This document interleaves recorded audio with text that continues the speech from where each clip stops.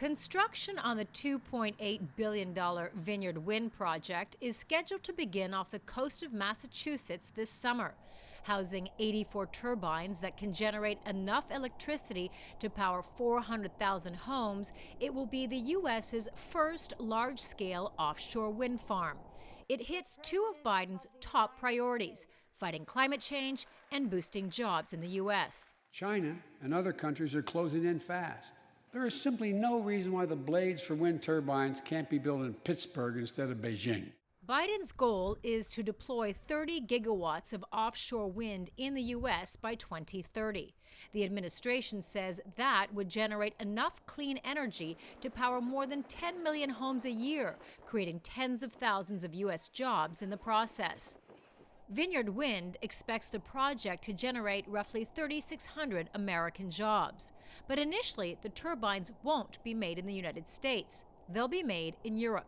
Bearing in mind that the industry is only just starting off in the US, so what we're having to do for this first project is still manufacture a lot of the components in other places. Iberdrola, a Spanish company, has been contracted to make the turbine foundations. Coal says it hopes to open factories in the U.S., but it needs to see more wind projects approved and greater regulatory commitments from the government before investing in building plants. It starts with projects like Vineyard doing their bit, laying the infrastructure, but every other project that comes after will help build upon that and build upon that until we see a thriving industry supporting tens of thousands of well-paid jobs. But the fishermen in nearby coastal communities are concerned about the project's impact on their jobs. They say navigating around the turbines will be difficult and could block access to fishing grounds. Vineyard Wind has set up a multi-million-dollar compensation fund for fishermen in Massachusetts and Rhode Island. But fishermen say it's not high enough. The company could face lawsuits from the industry. There's also concern about the wind farm's impact on the endangered North Atlantic right whales.